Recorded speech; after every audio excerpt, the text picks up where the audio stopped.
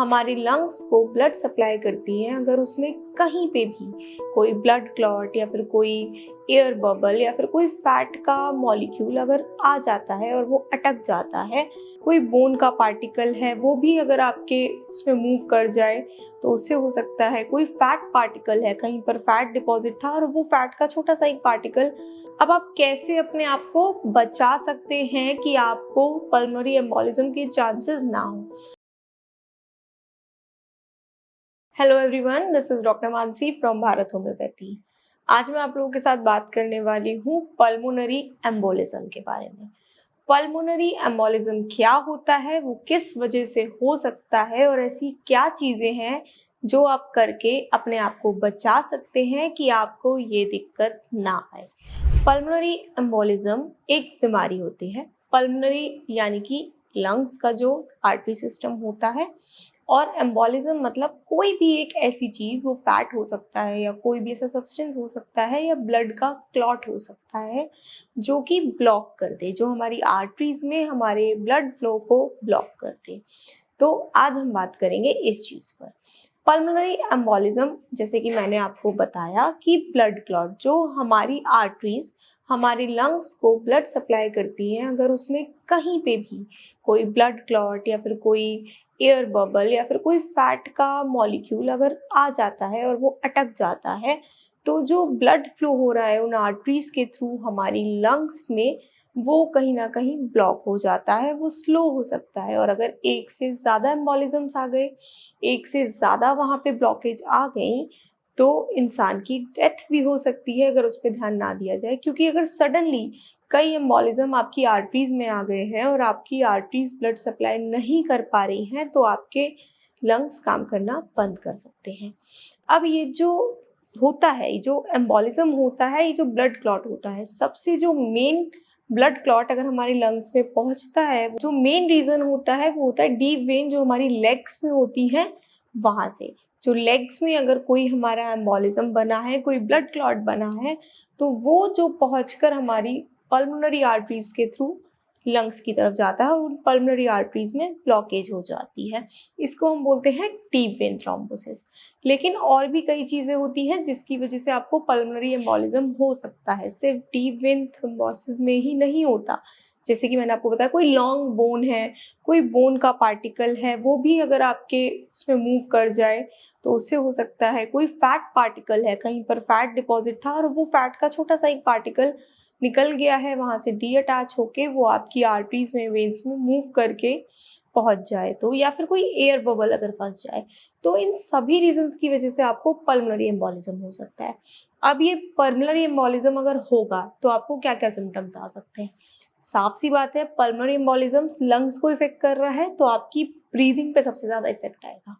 आपको shortness of breath हो सकती है, आपको चेस्ट में पेन हो सकता है, आपको बहुत ज़्यादा ऐसा लगने सकता है, भारीपन लग सकता है, आपको डिजीनेस भी हो सकती है, फेंटिंग भी हो सकती है। आप अचानक से मान लीजिए आपके हार्ट का रेट ड्रॉप हो जाए, आपका बीपी ड्रॉप हो जाए, तो आप बेहोश भी हो सकते हैं।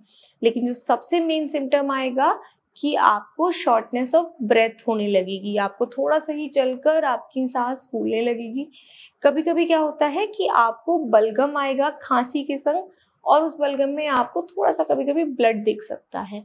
तो ये कुछ सिम्टम्स हैं जो पल्मोनरी एम्बोलिज्म के हो सकते हैं। ये आम सिम्टम्स हैं अगर आपको कोई अदर रेस्पिरेटरी डिजीज भी है तो।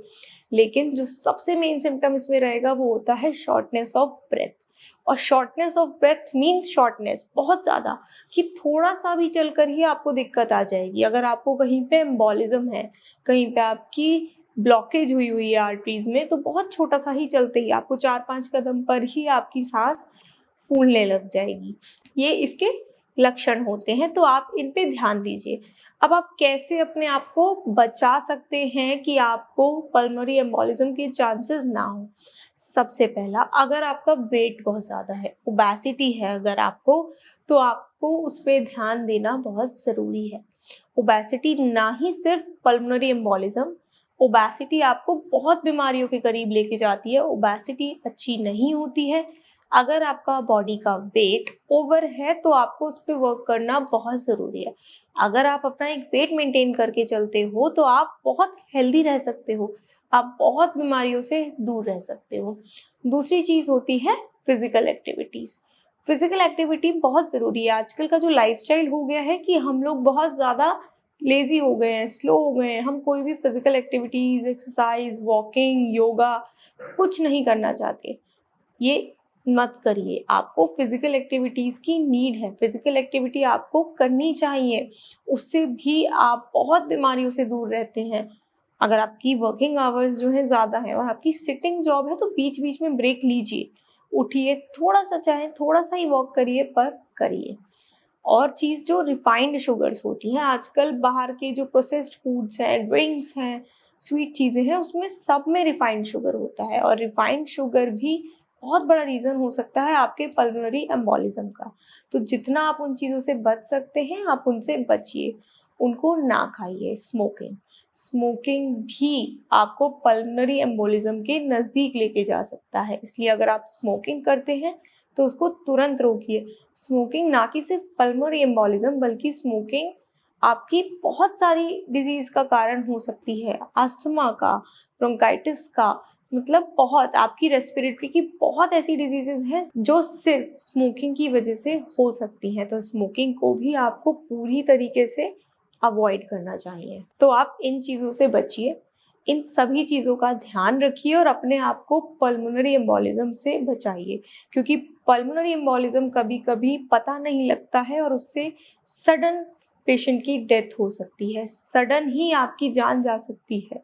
तो इसीलिए आपको बहुत ख़्याल रखना है कि आप क्या खा रहे हो, क्या कर रहे हो, आपकी डेली एक्टिविटीज़, और अगर जो मैंने आपको लक्षण बताए, उसमें से कोई भी लक्षण आपको है, तो तुरंत आपको डॉक्टर को दिखाना चाहिए, आपको मेडिकल हेल्प लेनी चाहिए। ये चीज़ें लापरवाही की नहीं होती हैं, ये बहुत खतरनाक साबित हो सकती हैं। और अगर आपको ऐसा कोई भी सिम्पटम है, तो आप भारत होम्योपैथी में भी संपर्क कर सकते हैं। भारत होम्योपैथी में रेस्पिरेटरीज़ के डॉक्टर्स हैं जो आपको प्रॉपर बहुत अच्छा रूट से क्योर करी जाएगी आपकी डिज़ीज़ को, और आपको बेस्ट से बेस्ट भारत होम्योपैथी में ट्रीटमेंट दिया जाएगा। Thank you.